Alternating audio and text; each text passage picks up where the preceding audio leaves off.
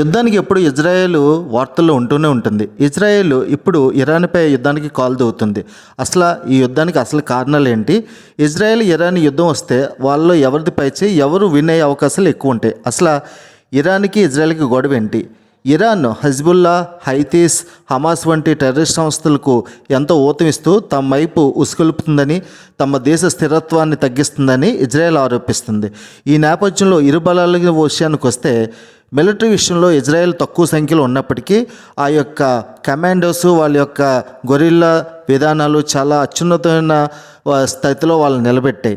ఇరాన్కి కూడా సుమారుగా 6 లక్షల పైగా మిలిటరీ ఉంది, 5 లక్షల పారామిలిటరీ దళం ఉంది. ఇజ్రాయెల్కి కూడా 1,70,000 ప్లస్ 4 lakhs ప్లస్ కమాండోస్ ఉన్నారు.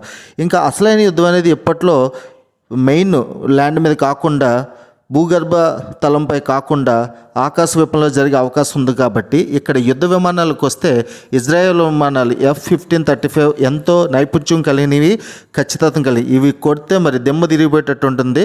దీంతో పోలిస్తే ఇరాన్ యొక్క యుద్ధ విమానాల కెపాసిటీ చాలా తక్కువనే చెప్పొచ్చు. సుమారుగా 660 పైగా అధునాతనమైన ఫ్లైట్స్, వాటికి సంబంధించిన సెక్యూరిటీ లెవెల్స్, టెక్నాలజీ అన్నీ కూడా ఇజ్రాయెల్ దగ్గర పుష్కలంగా ఉంది. ఇంకా బలాబలాలు చూస్తే చాలా వరకు నౌకాదళంలో కానీ మామూలుగా ఈ విమానయానంలో కానీ ఇజ్రాయెల్దే పైచేయిగా కనిపిస్తుంది. బట్ ఇరాన్కి మాత్రం పదాతి దళం అంటే మిలిటరీ దళం ఎక్కువ ఉంది. ఇంకా న్యూక్లియర్కి వస్తే ఇజ్రాయెల్ దగ్గర ఖచ్చితంగా ఉన్నాయని లేదని తెలియనప్పటికీ సుమారుగా 80 పైగా న్యూక్లియర్ వార్ హెడ్స్ ఉన్నాయని తెలుస్తుంది. బట్ ఇరాన్కి మాత్రం ఇప్పటివరకు ఈ పవర్ లేదని తెలుస్తుంది. ఇది మాత్రం చాలా డేంజరస్ అయిన ఇరాన్కి.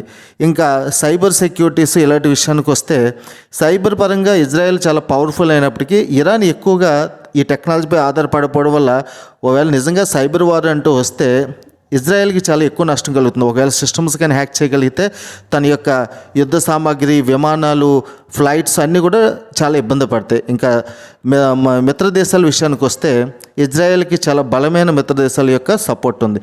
ఇది ఒక విధంగా ఇజ్రాయెల్ని కథన రంగంలో పైచేయిగా ఉంచడానికి ఉపయోగపడవచ్చు. Thank you friends.